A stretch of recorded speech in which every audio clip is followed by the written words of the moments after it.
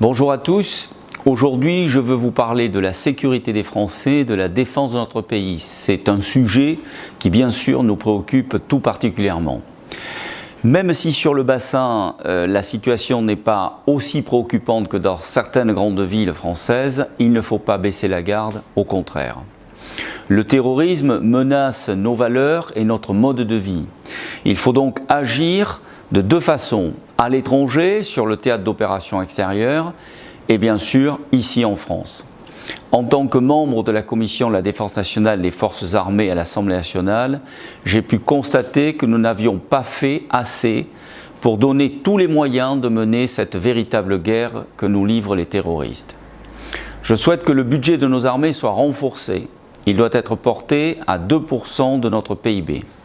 Nos soldats, ces femmes et ces hommes qui se battent pour notre liberté et notre sécurité, méritent de pouvoir compter sur des moyens supplémentaires et performants, notamment en matière de nouvelles technologies. Sur notre sol, il est impératif d'aider toutes celles et tous ceux qui assurent notre sécurité au quotidien. C'est notre priorité. Nous recruterons 10 000 policiers et gendarmes supplémentaires. Et je soutiendrai toutes les mesures et les actions de nature à renforcer leurs moyens et leurs effectifs.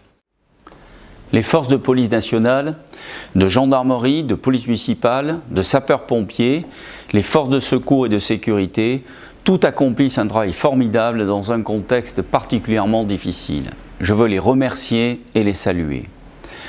De même, il faut restaurer l'autorité de l'État, réinstaurer les peines planchers automatiques pour les récidivistes et il faut supprimer les réductions automatiques de peine. Nous devons également placer préventivement sur surveillance physique et électronique les personnes fichées S les plus dangereuses et expulser les étrangers qui ont des liens avec les mouvances terroristes. Parler de notre sécurité, c'est aussi parler de nos frontières. Il faut mieux les contrôler, Schengen doit être réformé. L'entrée sur notre territoire doit être strictement réglementée. Et d'ailleurs, nous ferons voter par le Parlement chaque année des quotas de migrants correspondant aux besoins de notre pays.